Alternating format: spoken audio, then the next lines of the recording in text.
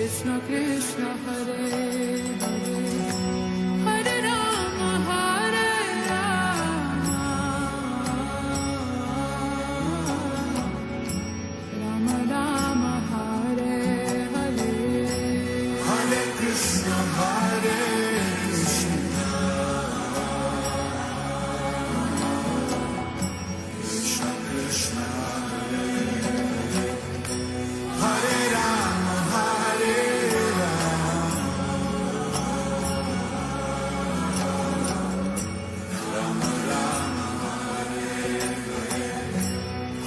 Krishna Hare Krishna Krishna Krishna Hare Hare Hare Rama Hare Rama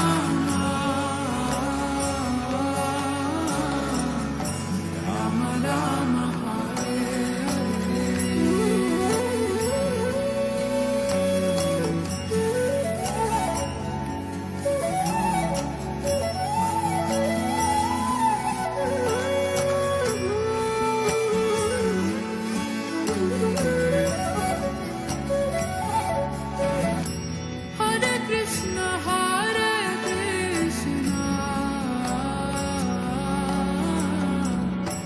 Krishna Krishna Hare Hare Hare Rama Hare Rama Rama Rama Hare Hare Hare Krishna Hare Krishna Krishna Krishna Hare Rama Hare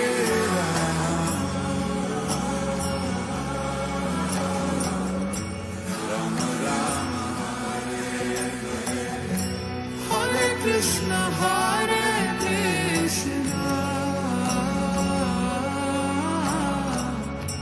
Krishna Krishna Hare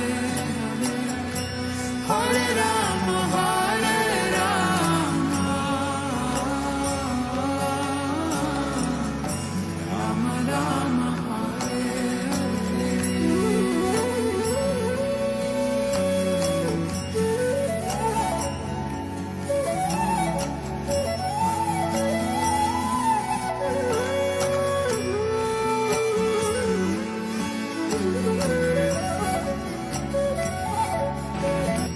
Hare Krishna Hare Krishna Krishna Krishna Hare Hare Hare Rama Hare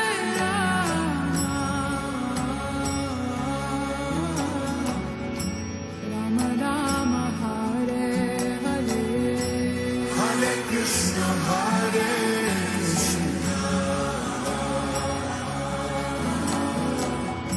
Krishna Krishna Hare Rama Hare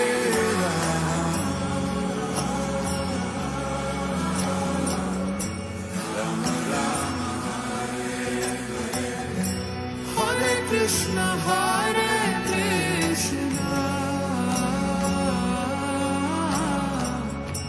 Krishna Krishna Hare Hare Hare Rama Hare Rama Rama Rama Hare Namo Vishnu Padaya Krishna Prishtaya Bhutale Srimate Bhakti Vedanta Swaminithi Namine Namaste Saraswati Deve Gauravani Pracharine Nirvishesha Shunyavadi Pachatya Deshatarine Jai Shri Krishna Chaitanya Prabhu Nityananda Shri Advaita Gadadhar श्रीवासादि गौर भक्त वृंद।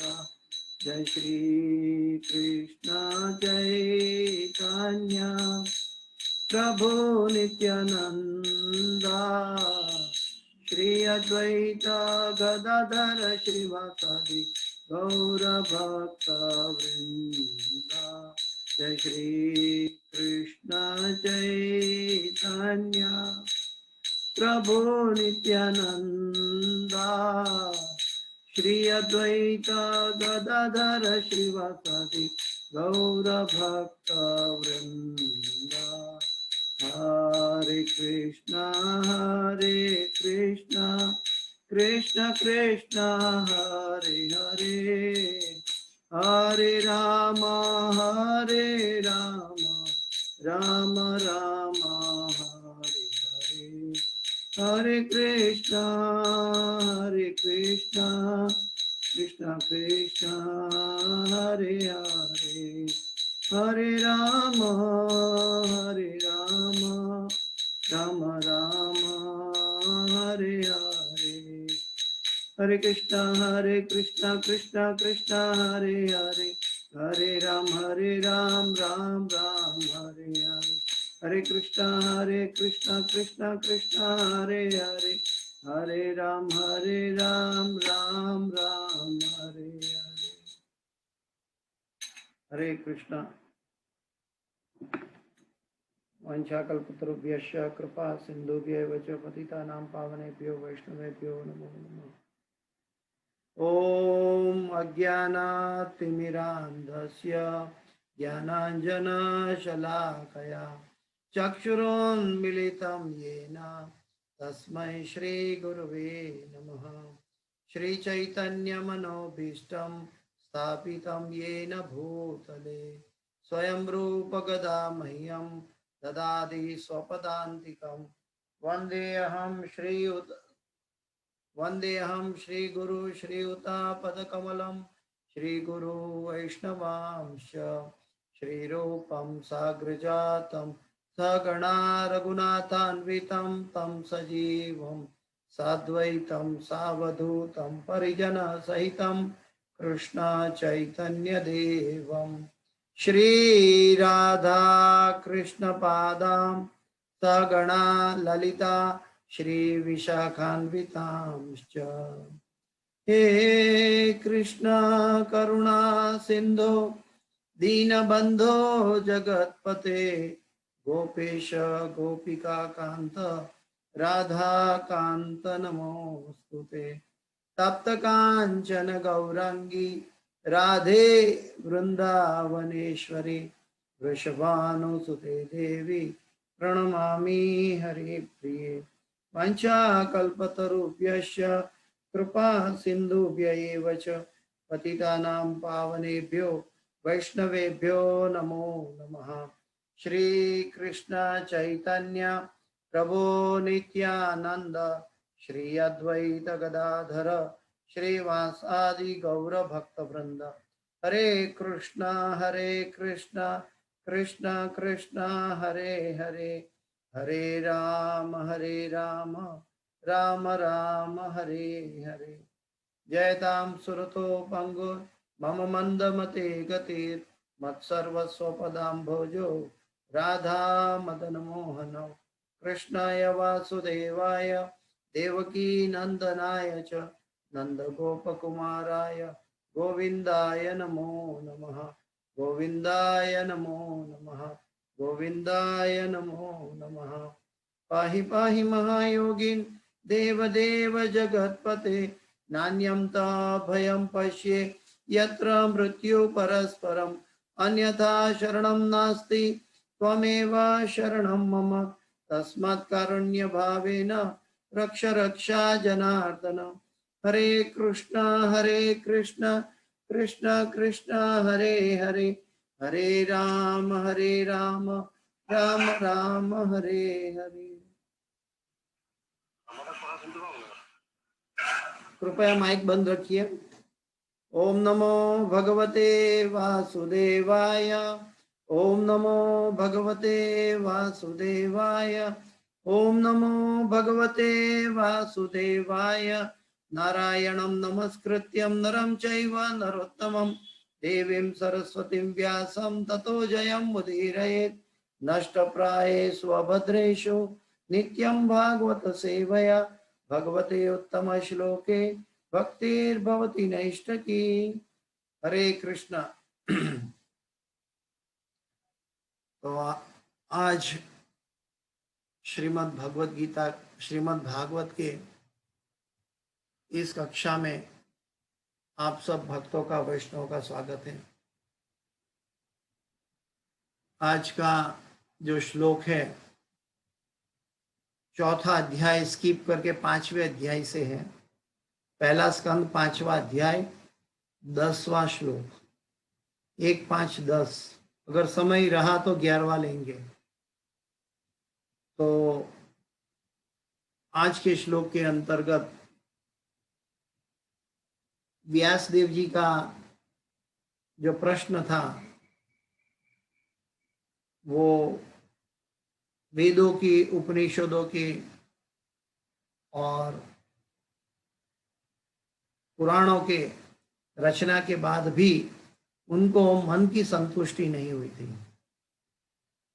और जब उन्होंने अपने गुरु नारद मुनि का ध्यान किया तो उनके गुरु नारद मुनि स्वतः प्रकट हो गए और नारद मुनि ने व्यासदेव जी का प्रश्न समझ लिया और व्यासदेव जी के प्रश्न का जवाब अभी नारद मुनि दे रहे हैं।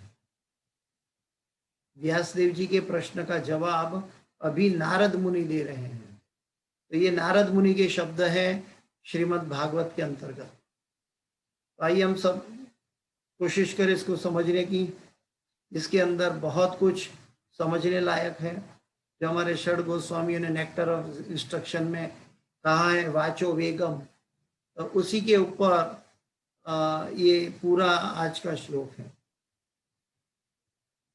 श्रीमद् भागवत पहला स्कंद 5वां अध्याय 10वां श्लोक।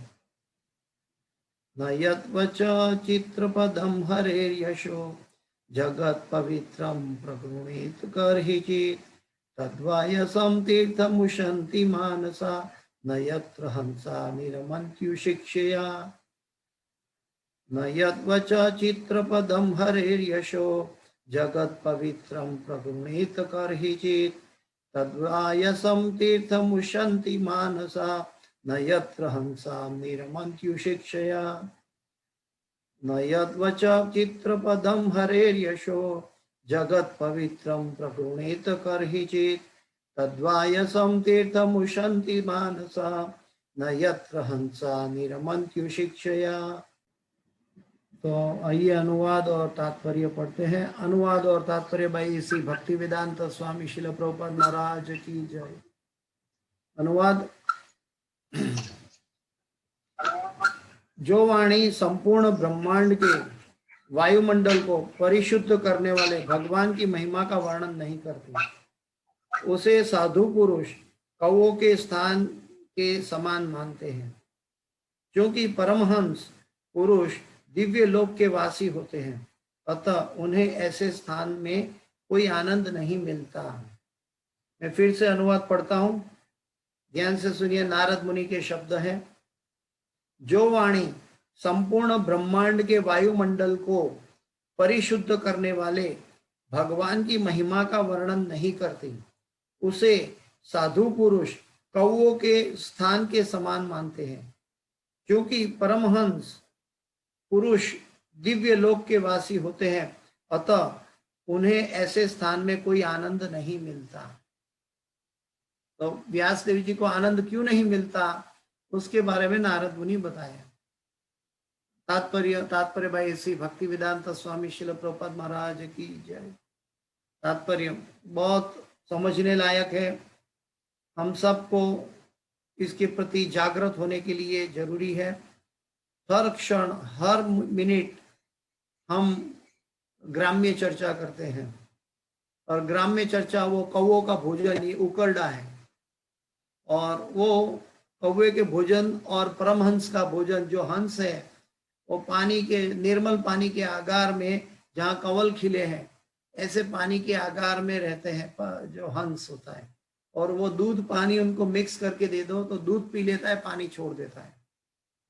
लेकिन कौवा जो है वो उकरडा में जाकर का कौवा करता है, लेकिन उनकी आवाज का, उनकी वैल्यू का कोई परिणाम नहीं है, कोई इसका उन्नति नहीं हो सकता। ठीक वैसे ही इस जगत के अंदर जब हम ग्राम्य चर्चा करते हैं तो वो कौवे के भोजन के समान है। और जब हम भगवान श्री कृष्ण की महिमा, श्रीमद् भागवत की महिमा के बारे में चर्चा करते हैं, श्रीमद् भागवत की बातों पे चर्चा करते हैं, तो वो सिर्फ हमारे ये ऑनलाइन क्लास को नहीं बल्कि सारे विश्व मंडल को शुद्ध करता है। ये नारद मुनि के शब्द हैं। तात्पर्य भाई श्री भक्ति वेदांत स्वामी श्रील प्रभुपाद महाराज की जय। कौवे तथा हंस अपनी अपनी भिन्न भिन्न मानसिक प्रवृत्तियों के कारण एक से नहीं होते। सकाम कर्मियों या रजोगुणी व्यक्तियों की तुलना कौवे से की गई है। सकाम कर्मियों या रजोगुणी व्यक्तियों की तुलना कौवों से की गई है और परमहंस साधु पुरुषों की तुलना हंसों से की गई है। कौवों का कूड़ा करकट फेंका जाने वाला स्थान प्रिय लगता है। जिस प्रकार कामी सकाम कर्मियों को सुरा सुंदरी तथा स्थूल इंद्रिय तृप्ति के स्थान प्रिय लगते हैं, हंसों के वे स्थान प्रिय नहीं लगते हैं जहां कौवे काव काव काव करने और मिल मिलाप करने के लिए एकत्र होते हैं। वे इसके बजाय प्राकृतिक छटा वाले स्थानों में देखे जाते हैं जहां निर्मल जल का आगार होता है, जिसमें प्राकृतिक सौंदर्य के नाना रंग के कमल के नाल सुशोभित रहते हैं। इन दो प्रकार के पक्षियों में यही अंतर है। प्रकृति ने विभिन्न योनियों के जीवों को भिन्न भिन्न मानसिकताएं दी है, अतएव उन्हें एक ही श्रेणी में लाना संभव नहीं है। इसी प्रकार से विभिन्न मानसिकता वाले व्यक्तियों के लिए भिन्न भिन्न प्रकार का साहित्य होता है। अधिकांशतया बाजारू साहित्य कौवों सरीखे व्यक्तियों को आकृष्ट करने वाला होता है, जिसमें कामुक विषयों का कूड़ा करकट भरा रहता है। ऐसे विषय सामान्य रूप से स्थूल शरीर तथा सूक्ष्म मन से संबंधित होने से संसारी वार्ताएं कहे जाते हैं। ये संसारी उपमाओं तथा रूपकों वाली अलंकारमयी भाषा में लिखे होते हैं। ऐसा होने पर इनमें भगवान की महिमा का वर्णन नहीं रहता। ऐसा पद्य या गद्य चाहे वह जिस विषय पर भी हो, शव को अलंकृत करने जैसा है, डेड बॉडी को सजाने जैसा है। आध्यात्मिक दृष्टि से उन्नत मनुष्य जो हंसों के समान है, ऐसे मृत साहित्य में रुचि नहीं रखते, क्योंकि यह तो आध्यात्मिक दृष्टि से मृत पुरुषों के लिए ही आनंद का स्रोत है। ऐसा रजो तथा तमोगुणी साहित्य विभिन्न शीर्षकों से वितरित किया जाता है, किंतु इससे मानव की आध्यात्मिक जिज्ञासा की पूर्ति नहीं हो पाती। अतएव हंस सदृश आध्यात्मिक पुरुषों को ऐसे साहित्य से कोई सरोकार नहीं होता। ऐसे उन्नत पुरुषों को मानस भी कहा जाता है, क्योंकि वे आध्यात्मिक धरातल पर भगवान की दिव्य स्वैच्छिक सेवा के आदर्श मानदंड को बनाए रखते हैं। वह चेतना स्थूल शारीरिक इंद्रिय तृप्ति के कार्यों या अहंकारी भौतिक मन के सूक्ष्म चिंतन के लिए सकाम करने से रोक देती है। मैं फिर से पढ़ता हूँ। भगवान की दिव्य स्वैच्छिक सेवा आदर्श मानदंड को बनाए रखते हैं। यह चेतना स्थूल शारीरिक इंद्रिय तुष्टि के कार्यों या अहंकारी भौतिक मन के सूक्ष्म चिंतन के लिए सकाम कर्म करने से रोक देती है। सामाजिक, साहित्यिक, जन, विज्ञानी, संसारी, कवि, मीमांसक तथा राजनीतिज्ञ जो इंद्रिय सुख की भौतिक प्रगति में पूर्ण रूप से लीन रहते हैं, सभी माया के हाथ की कठपुतलियां हैं। उन्हें उन्हीं स्थानों में आनंद मिलता है जहां तिरस्कृत विषय फेंके जाते हैं।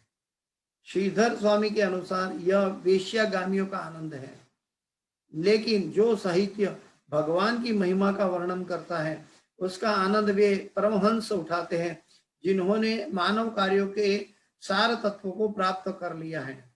इसके साथ भक्ति वेदांत स्वामी शिल प्रभुपाद के तात्पर्य यहाँ समाप्त हुए। हरि ओम तत्सत। ओम अज्ञानातिमिरान्धस्य ज्ञानाञ्जनशलाकया चक्षुरोन्मिलितं येन तस्मै श्रीगुरुवे नमः। मुखं करोति वाचालं पंगुं लंघयते गिरिं यत्कृपातमहं वन्दे परमानन्दमाधवं श्रीगुरुदीनतारणं श्रीचैतन्य ईश्वरं। हरे कृष्णा कृष्णा कृष्णा हरे हरे, हरे राम राम राम हरे हरे। हरे कृष्णा। तो आज का जो श्लोक है बहुत कीमती श्लोक है।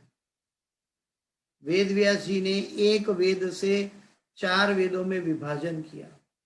उनका हेतु भी समाज कल्याण के लिए, लोक हितकारिणों का हेतु था कि अलग अलग विषय जो आने वाले कलयुग में जो मंद बुद्धि वाले व्यक्ति आने वाले हैं, वो मंद बुद्धि वाले व्यक्ति के लिए अलग अलग विषयों के अनुसार एक वेद का 4 वेदों में विभाग कर दिया। उसके बाद उपनिषद और पुराणों में उनकी सार के रूप में चर्चा भी की। लेकिन ये सब करने के बावजूद भी उनको मन की शांति प्राप्त नहीं हुई। क्यों नहीं हुई? क्योंकि उन्होंने आर्थिक और सामाजिक कल्याण की बातें पर भार दिया था। लेकिन जो भगवान की महिमा है, जो परमहंस का विषय है, उसके ऊपर उन्होंने ध्यान केंद्रित नहीं किया था। तो नारद मुनि जब प्रकट हुए, उनके समक्ष उनके गुरु है, तो नारद मुनि ने उनको बताया कि आपने जो भगवान की महिमा का वर्णन नहीं किया है, इसलिए आपको मन की शांति नहीं मिली है। तो यहाँ पे प्रभुपाद जी लिखते हैं कि अनुवाद में प्रभुपाद जी बताते हैं कि जो वाणी संपूर्ण ब्रह्मांड के वायुमंडल को परिशुद्ध करने वाले भगवान की महिमा का वर्णन नहीं करती है। हाँ, भगवान की महिमा संपूर्ण ब्रह्मांड को परिशुद्ध करने वाले, तो जो भगवान का नाम है, हम हरि बोलते हैं, हरि हरि हरि हरि, गौरंगा गौरंगा गौरंगा। जब हम महामंत्र का नाम लेते हैं, हरे कृष्ण महामंत्र बोलते हैं या कोई पण भगवान का नाम लेते हैं, तब न सिर्फ हम शुद्ध होते हैं, बल्कि ये वाणी जहां तक सुनाई देती है उस वायुमंडल में हर कण कण और हर जीव, हर सूक्ष्म जीव भी शुद्ध होते हैं।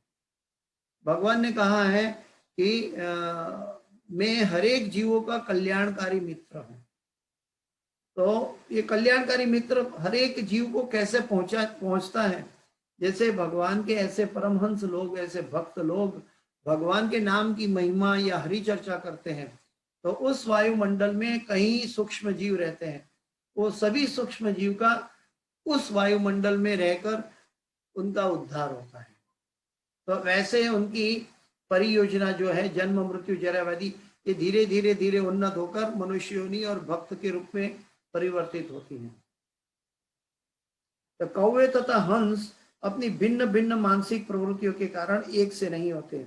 हाँ, कौवे तथा हंस हमने देखे हैं संसार में कि जो व्यक्ति भगवान की महिमा और भगवान के नाम की महिमा को नहीं जानता है या नहीं पहचानता है या भगवान का नाम का जप नहीं करता है, तब तक उनको पता नहीं रहता है कि भगवान के नाम के अंदर क्या छुपा हुआ है। वहां तक कि हमारे जैसे कई भक्त हैं, कई लोग हैं कि वो लोग भी कई सालों से भगवान का नाम जप कर रहे हैं, लेकिन इनके अंदर एकाग्रता प्राप्त नहीं हो पा रही है। इसका मतलब है कि हम हमारे नाम जप में भी हमने अभी तक भगवान की महिमा का आस्वादन नहीं किया है।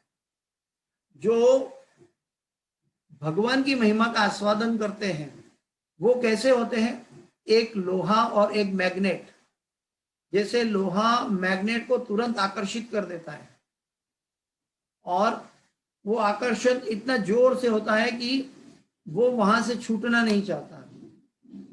ठीक वैसे ही भगवान के जो शुद्ध भक्त है, ये भगवान के नाम के अंदर इतने आकर्षित रहते हैं, इतने जुड़े हुए रहते हैं कि उनको उनका विषय, उनकी परिचर्या भगवान, भगवान की महिमा और भक्तों का संग के अलावा कुछ भी नहीं रहता। वो भगवान के नाम और भगवान की महिमा के अलावा और कुछ सुनना नहीं चाहते। तो संसारी लोग का ये विषय नहीं है। संसारी लोग रजोगुणी और तमोगुणी होते हैं, और रजोगुणी और तमोगुणी और समाज सेवा, फिलंथ्रोपिक वर्क करते हैं, लेकिन कोई भी फिलंथ्रोपिक वर्क करने से हमारा आत्मा को संतुष्टि नहीं मिलती। कई बार कई लोग अन्नदान करते हैं, तो अन्नदान वो शरीर को काम में आता है कुछ 5-6 घंटे 8 घंटे के लिए। कई बार कई लोग वस्त्र दान करते हैं, तो वो शरीर को वो वस्त्र साल भर या 2 साल भर काम में आता है। कई बार कई लोग अस्पताल खुलाते हैं, तो वो शरीर को मदद करने के लिए है। कई बार कई लोग स्कूल कॉलेज खुलवाते हैं, विद्यालय खुलवाते हैं, तो उनकी शरीर को, उनके जीवन की जो बाह्य शरीर है उनको भौतिक ज्ञान देने के लिए होते हैं। उसके अंदर आज की विश्वविद्यालयों में भगवान की महिमा की चर्चा बहुत कम दिखाई देती है। तो जब तक शरीर के महिमा गाई जाती है, तब तक मनुष्यों में, संसार में, समाज में संतुष्टि पैदा नहीं हो सकती। समाज की जो एकाग्रता, समाज की एकता और समाज की भावना जो है, वो सभी आत्माओं की संतुष्टि से प्राप्त होती है। और आत्मा सबसे ज्यादा ताकतवर है, जो आत्मा के लिए कार्य करता है। तो आत्मा का कार्य, आत्मा जो कृष्णा कॉन्शियस कहते हैं, उससे पहले आत्म साक्षात्कार कहते हैं। तो आत्म साक्षात्कार किसको कहा जाता है? जो आत्मा अपने मूल के साथ जुड़ा रहे, अपने मूल से उसका स्रोत, उसका संबंध बना रहे, तब आत्मा की प्रसन्नता जुड़ी रहती है। जो भी एक अंगुली है, ये अंगुली मेरे शरीर का अंग है, तो ये अंगुली जब तक मेरे शरीर से जुड़ी है तब तक ये अंगुली प्रसन्न रह सकती है। ठीक वैसे ही आत्मा भगवान का अंश है। जब तक भगवान की महिमा, भगवान की हरि चर्चा और भगवान की बातों, भगवान के नामों में वो डूबा रहता है, तब तक वो प्रसन्न चित्त रह सकता है। आजकल हम समाज में देखते हैं कि हमारे सभी कलयुग में हम सब कई लोगों को, हजारों लाखों लोगों को देखते हैं, सबके मुंह से वो हास्य चला गया है। वो हास्य मुंह में ऐसा मुंह ऐसा लटकाया हुआ रहता है,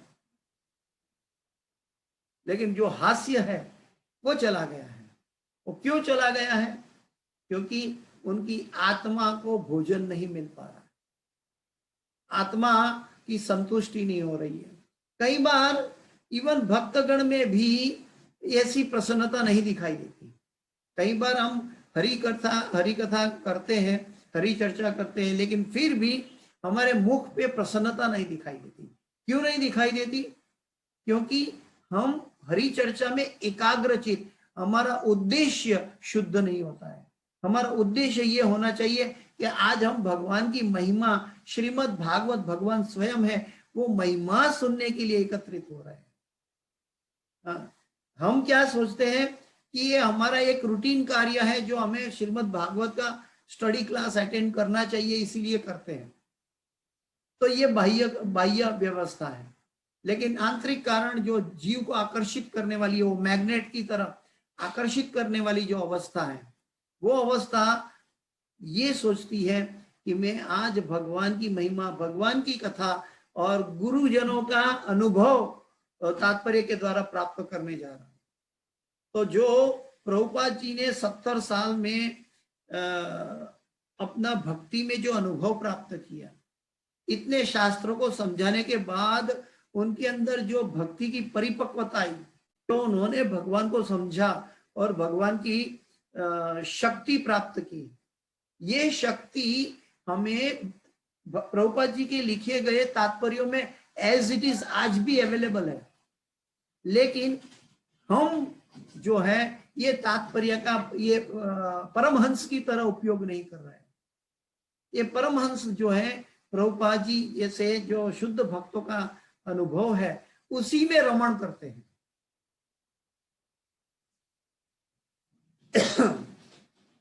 सकाम कर्मियों या रजोगुणियों व्यक्तियों की तुलना कौओं से की गई है और परमहंस साधु पुरुषों की तुलना हंसों से की गई है। सबसे बड़ी बात तो ये है कि सकाम कर्मी हो, रजोगुणी हो, तमोगुणी हो, संसारी हो, दावानल में डूबा हुआ व्यक्ति हो, ये सभी को नारद मुनि कौए कह रहे हैं। ये नारद मुनि का शब्द है, ये कौए का भोजन है। कौआ कहा जाता है, वो उकरडा में जो फिल्दी प्लेस है वहां पे जाके निवास करके का किया करता है। जैसे मक्खी होती है, वो कभी भी शुद्ध जल में मक्खी नहीं जाती है। अगर शुद्ध जल अवेलेबल है, वहां कमल खिले हुए हैं, तो वहां मक्खी नहीं मिलेगी। वो मक्खी कूड़े कचरे के पास जाकर बैठेगी। और जो परमहंस जैसी मधुमक्खी है, वो मधुमक्खी कचरे के अंदर भी अगर कमल का फूल खिला है तो फूल के ऊपर जाकर बैठती है। तो हम इस संसार में दोनों चीज उपलब्ध है, कौवे का भोजन भी उपलब्ध है और परमहंसों का भोजन या कमल दल भी उपलब्ध है। हमें तय करना है कि हम कहाँ जाकर संग करना चाहते हैं। जैसे कहते हैं सिचुएशन जो होती है हमारा, जो हम कई लोग कहते हैं कि हमें बहुत दुख है, हमारे अंदर बहुत समस्या है जीवन में, तो ये हमारे प्रारब्ध कर्म है। ये प्रारब्ध कर्म जो भूतकाल में हुए हैं उसको हम कभी भी चेंज नहीं कर सकते, और वो अपना फल परिपक्वता लेकर आया है, और वो फल हमारे अंदर प्रसन्नता छीन लेता है और हमें ना प्रसन्न, मतलब हमें उदास रखता है। तो ये क्यों होता है? ये सिचुएशन हमने उत्पन्न की है पूर्व समय में, लेकिन वो सिचुएशन, वो परिस्थिति के सामने हम क्या रिएक्ट करते हैं या रिस्पॉन्ड करते हैं? हम रिएक्ट करते हैं तो हम फंस जाते हैं जन्म मृत्यु जरा व्याधि में। अगर हम रिस्पॉन्ड करते हैं तो हम सोचते हैं कि आने वाला कल हमारा सुधर जाता है, कि आज का जो मेरा सामने परिस्थिति की समस्या है, वो समस्या को मेरे से कोई लेना देना नहीं है, क्योंकि अगर आज भी मैं वही कार्य करूंगा तो वो समस्या प्रोलॉन्ग होगी। इसलिए वो जो समस्या है वो समस्या के ऊपर ध्यान नहीं देता। इसीलिए प्रभुपाद जी कहते हैं कि भगवान के भक्त को भी दुख आता है, लेकिन वो दुख को कैसे समझता है कि मुझे तो और ज्यादा दंड मिलने वाला था, और ज्यादा दुख मिलने वाला था, लेकिन भगवान की कृपा से मुझे थोड़ा सा मिला है और अभी मुझे आगे आनंद करने की तक मिली है, उसको जागने की तक मिली है। तो ये जो अवस्था है ये रिएक्ट और रिस्पॉन्ड पर आधारित है। जितना हम तितिक्षवा कारुणिका है, जितना हम सहिष्णु है, तृणादपि सुनीचेन तरोरपि सहिष्णुना अमानिना मान देना कीर्तनीया सदा हरि। जितना हम तितिक्षवा कारुणिका है, जितना हम सहनशील है, उतने सहनशीलता के प्रोपोर्शनेट पर हमारे अंदर से रिएक्ट या रिस्पॉन्ड निकलता है। हर एक के अंदर अलग अलग अवस्था मन के अंदर भरी हुई है। उसको एक बार चांटा मारो तो पता चलता है कि उसके मुंह में क्या निकलेगा। नहीं तो हम सब कहते हरे कृष्ण प्रभु जी बहुत अच्छा बहुत अच्छा बहुत अच्छा, लेकिन एक बार एक चांटा मारने के बाद पता चलता है कि इसके अंदर क्या भरा हुआ है। तो हमारी जो परिपक्वता है ये हमारी प्रोवोकी सिचुएशन में, हमारी प्रोवोकी सिचुएशन में बाहर आती है। तो हमें ये समझना चाहिए कि हमारे अंदर अभी भी कल्मश है, जब तक हम रिएक्ट करते हैं, रिएक्ट का मतलब है बदला लेने की भावना, जब बदला लेने की भावना होती है तब हमारा कर्म का जो हिसाब है, कर्म बंधन, कर्म का हिसाब, श्रृंखला चलती रहती है। जब हम रिस्पॉन्ड करते हैं कि चलो मैंने ये स्वीकार लिया कि मैं मेरे पापों की वजह से आज मेरे सामने ये समस्या खड़ी हुई है, आगे जाके मुझे ये समस्या झेलनी ना पड़े, इसलिए आज मैं भगवान की महिमा, भगवान की कथा या भक्तों के संग में परिवेश करूंगा। तो हमारा जो कार्य है, हमारे अंदर क्या भरा है, उसके ऊपर हम रिएक्ट करते हैं, और हमारे रिएक्शन के ऊपर हमारा जन्म मृत्यु जरा व्याधि की कर्म बंधन की श्रृंखला चलती रहती है। तो हमारे अंदर क्या भरना चाहिए? परमहंसों की कथा। हमारे अंदर क्या भरना चाहिए? भगवान के नाम की महिमा, भगवान का नाम का अमृत भरना चाहिए। इसीलिए कहते हैं तस्मात् सर्वेषु कालेषु माम अनुस्मर युध्यच।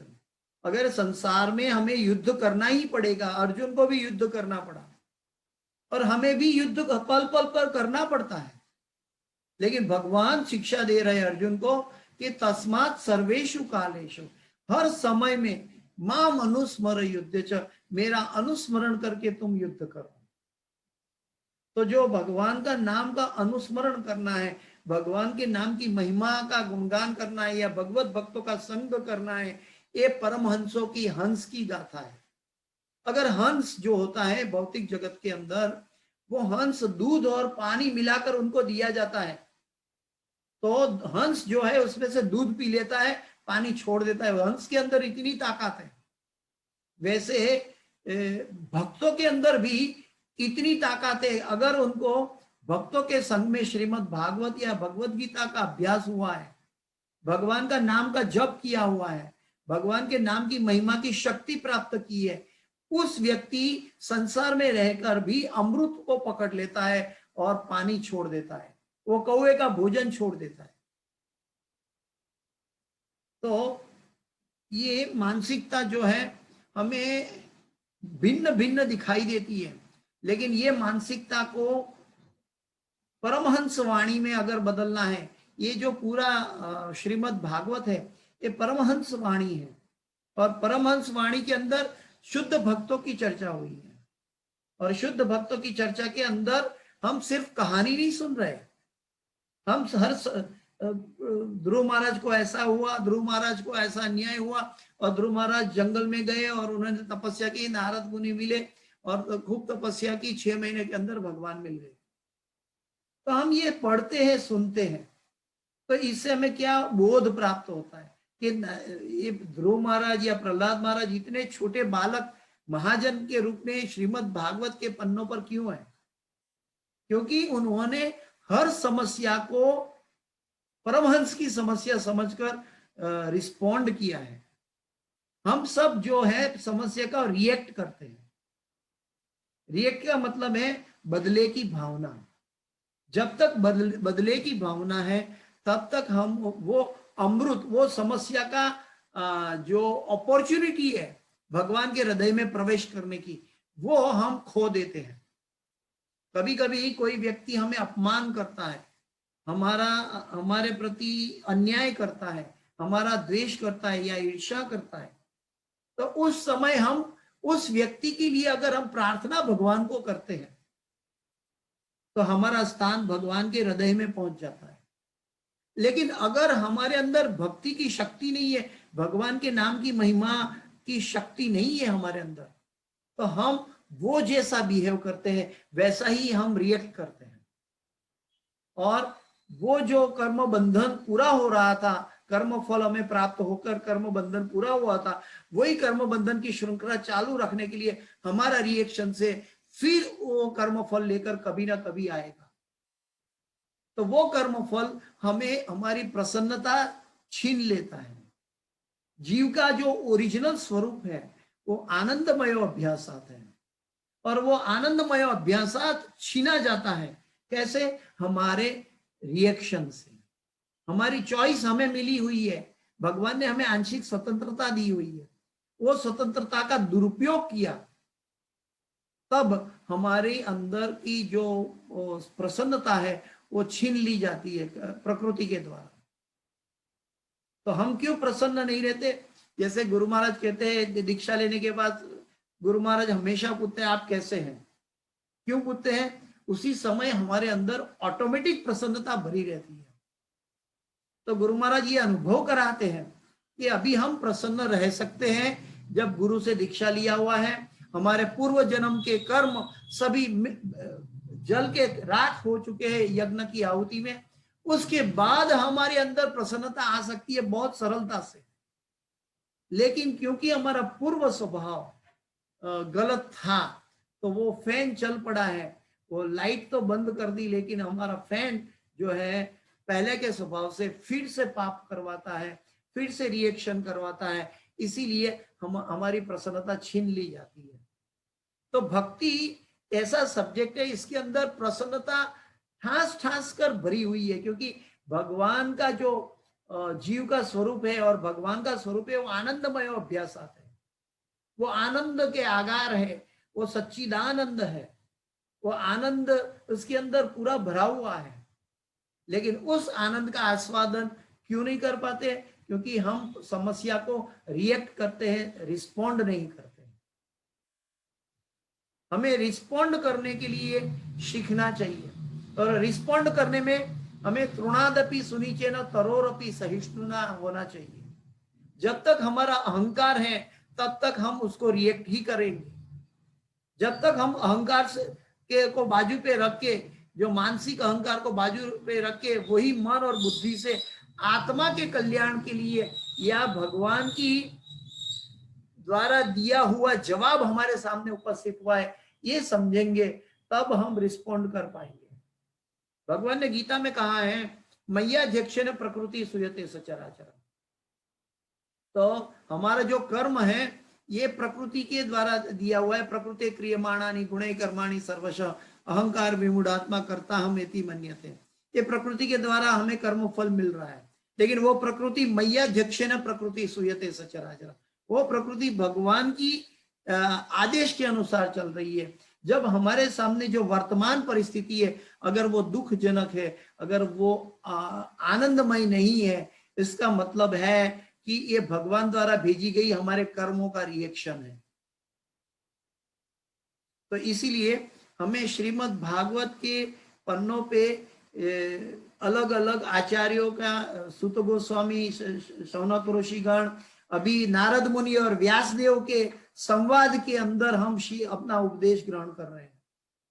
नारद मुनि जहां जहां नारद मुनि ने इंटरफियरेंस कहा, वहां वहां वो सभी लोगों का, वो सभी भक्तों को पूर्णता प्राप्त हुई और भगवत धाम और भगवत भक्ति प्राप्त हुई है।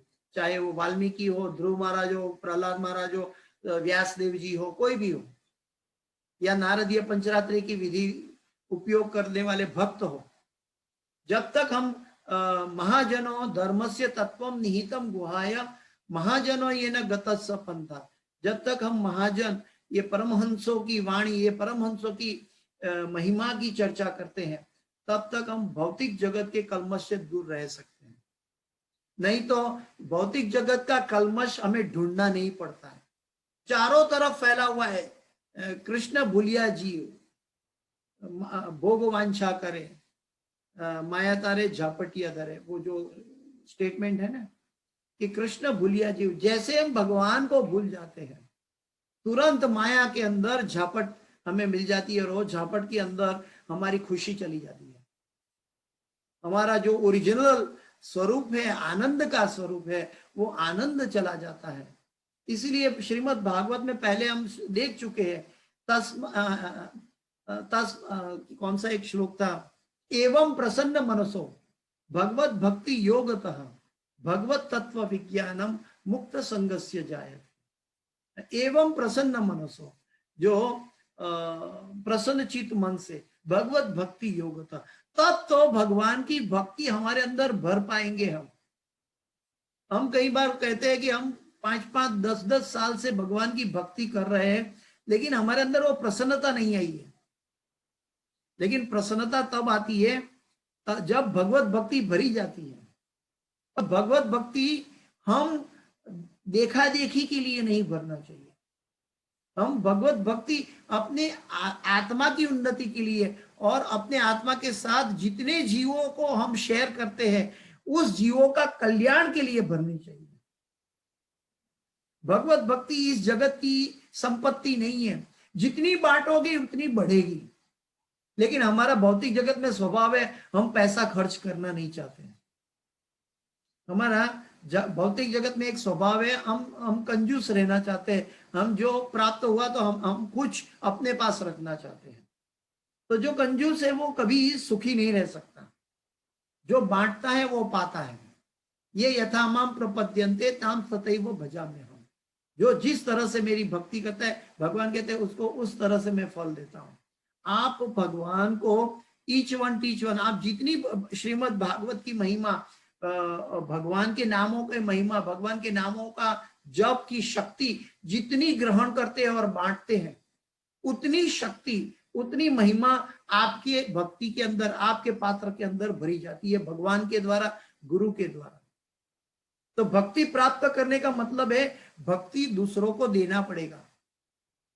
जब हम भक्ति दूसरों को देंगे, श्रीमद् भागवत क्या है, ये व्यासदेव जी क्या है, व्यासदेव जी ने क्या किया, भक्ति बांट रहे हैं श्रीमद् भागवत के अंदर।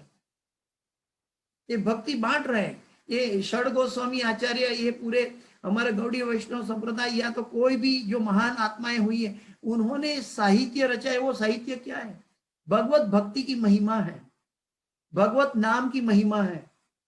तो जब तक हम इस महिमा को लोकहित कारण के लिए उपयोग नहीं करेंगे तब तक हमारे अंदर वो प्रसन्नता चली जाएगी। हमें प्रसन्नता लाना है तो भगवान की महिमा को बांटना है। अगर हमें भक्ति में आगे बढ़ना है तो हमें सबसे पहले अपने आप को शुद्ध करना है और उसके बाद जारे देखो तारे कहो कृष्ण उपदेश। श्री चैतन्य महाप्रभु की ये फॉर्मूला जो है ये बिल्कुल साइंटिफिक है। अगर हम दूसरों को बांटेंगे तो हमें प्राप्त होगा। जैसे जो व्यक्ति दान देता है वो कभी निर्धन नहीं होता, ये कर्म का सिद्धांत है। तो जो दान देने से निर्धनता नहीं आती है, वैसे भगवत भक्ति बांटने से भक्ति रहित हम नहीं रहते कभी भी। तो हमारी भक्ति जो है ये शाश्वत हो जाती है। धीरे धीरे धीरे हमारे आत्मा के अकाउंट में शाश्वत भक्ति हो जाती है, तब हम भगवत धाम प्राप्त कर सकते हैं। तो ये शाश्वत भक्ति प्राप्त करने के लिए जारे देखो तारे कहो कृष्ण उपदेश। आज का जो श्लोक है वो नारद मुनि व्यासदेव जी को समझा रहे हैं कि तुमने भगवान की महिमा का चर्चा नहीं किया, तुमने परमहंस की महिमा की चर्चा नहीं की, तुमने कौओं के भोजन को बांटा। कौओं का भोजन का मतलब क्या है, शरीर की आवश्यकताओं के पीछे बात की है सिर्फ। और शरीर जो है प्रकृति के अंतर्गत आता है और प्रकृति तीन त्रिगुणमयी है, सत्वगुण, रजोगुण और तमोगुण के अंतर्गत है। तो इसका समय अंतर है, उसका विनाश निश्चित है। तो हमने कोई भी चीज बहुत बड़ी मेहनत से इकट्ठी की हो और उसका विनाश हो जाए तो प्रसन्नता रहेगी? कभी नहीं रहेगी, क्योंकि बहुत मेहनत से हमने कोई धन एकत्रित किया है और धन खर्च हो जाएगा तो हमें प्रसन्नता चली जाएगी। तो हमारी प्रसन्नता शाश्वत रहने के लिए आत्मा की प्रसन्नता होनी चाहिए, क्योंकि शरीर की प्रसन्नता तो क्षणिक है। इस जगत में जो भी भौतिक सुख है वो सब क्षणिक है।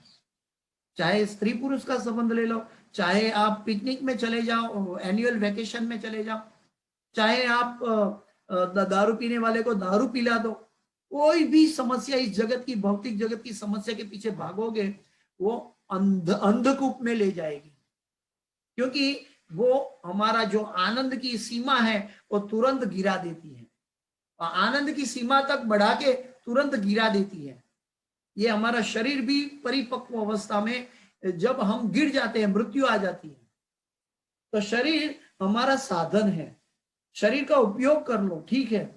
इंद्रियों का उपयोग ऋषि के ना ऋषिकेश सेवनम भक्ति रुच्यते, इंद्रियों का उपयोग इंद्रियों के स्वामी की सेवा में करो, तो हमारी प्रसन्नता, हमारी भक्ति शाश्वत रहेगी। हमारी प्रसन्नता दुनिया की कोई ताकत छीन नहीं सकती।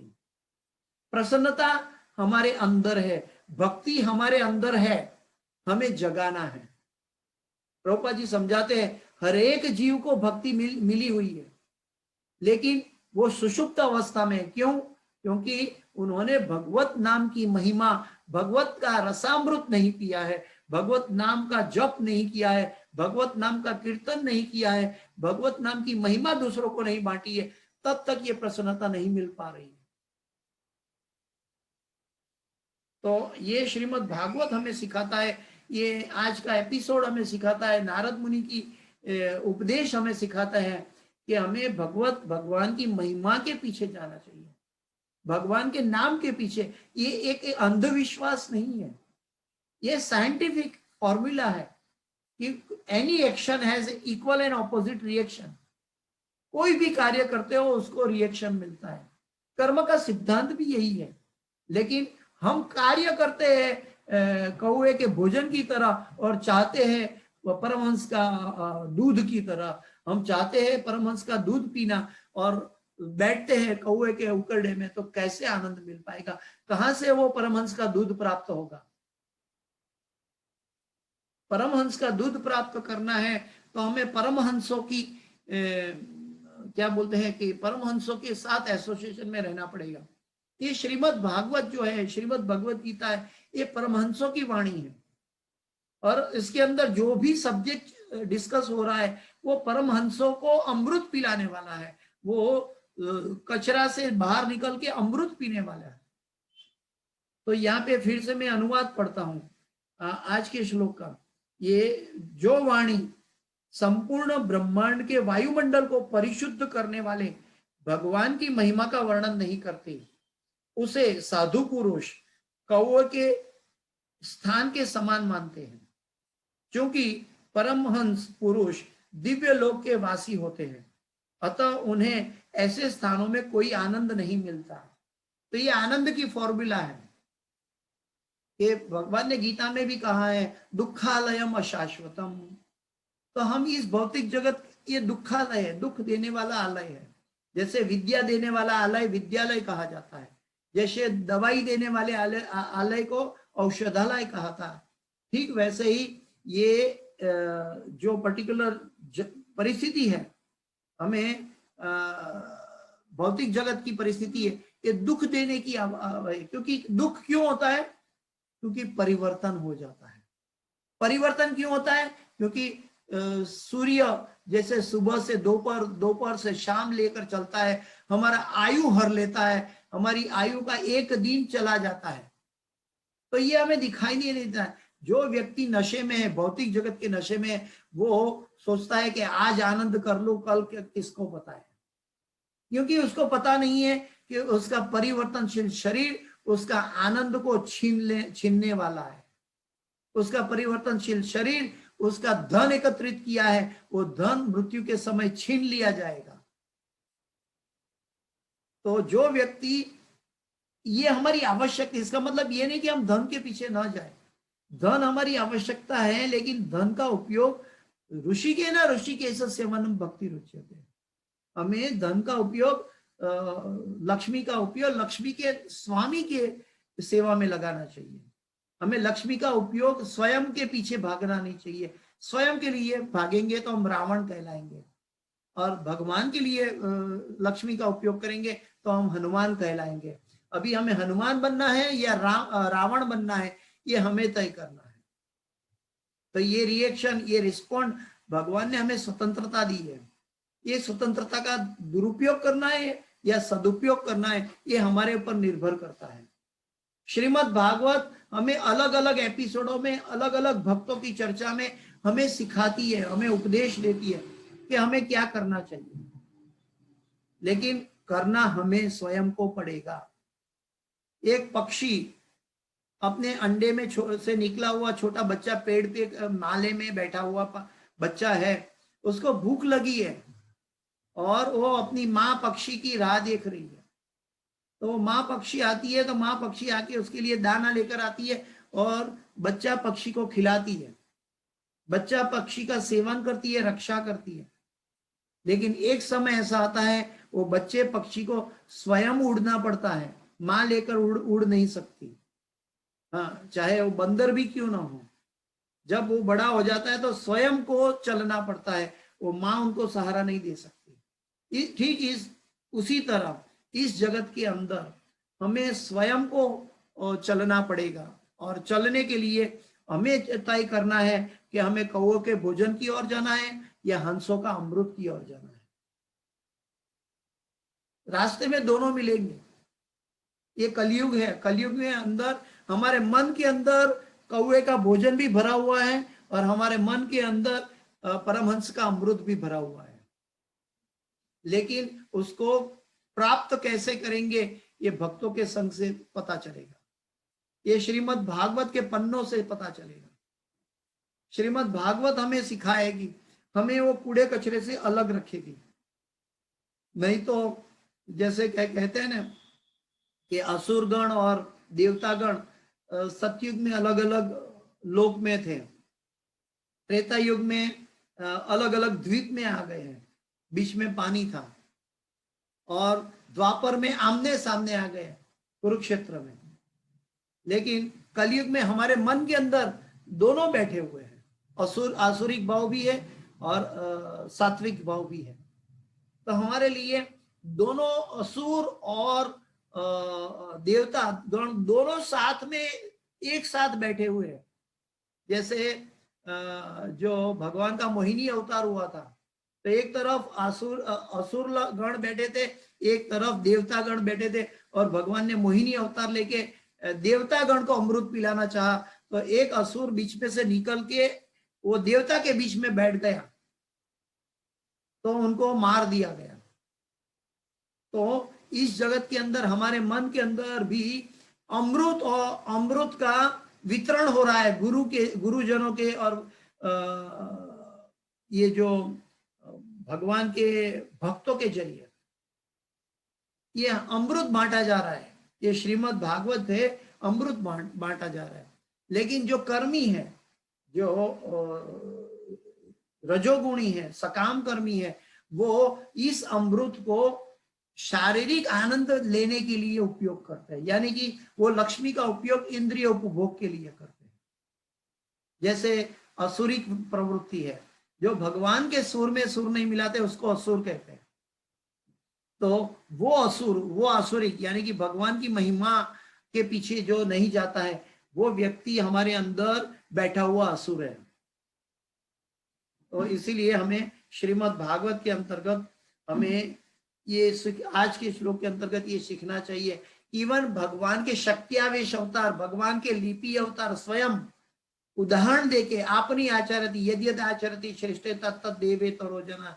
वेद व्यास जी स्वयं भगवान कृष्ण के अवतार थे, लिपि अवतार थे, लेकिन फिर भी उन्होंने गुरु से प्रार्थना करके सही दिशा का ज्ञान प्राप्त किया। तो हमें भगवान स्वयं उदाहरण बनकर ये सिखाते हैं।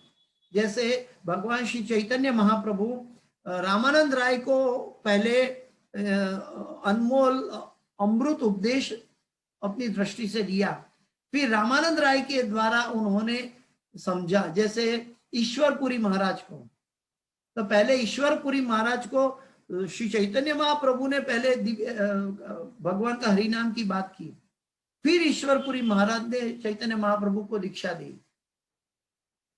तो ये इससे हमें समझ सकते हैं कि भगवान हमें सिखाते हैं कि पहले हमें गुरुजनों के और श्रीमद् भागवत के जैसे परमहंस लोगों की वाणी को समझने के लिए हमें अमृत पीने की चेष्टा रखनी चाहिए। हमें कौओं के भोजन के अंदर अमृत ढूंढने का फायदा नहीं है, वो समय का व्यय है।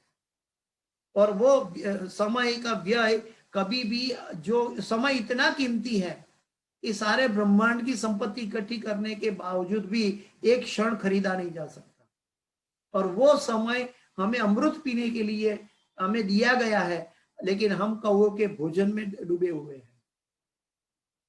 तो इसीलिए हमारे मन की और हृदय की प्रसन्नता नहीं होती है। तो ये आज के श्लोक का निचोड़ है। किसी का कोई प्रश्न है? हरे कृष्ण। तो इस श्रीमद् भागवत की कक्षा को मैं यहाँ समाप्त करता हूँ। अगले नेक्स्ट श्लोक अगले क्लास में लेंगे।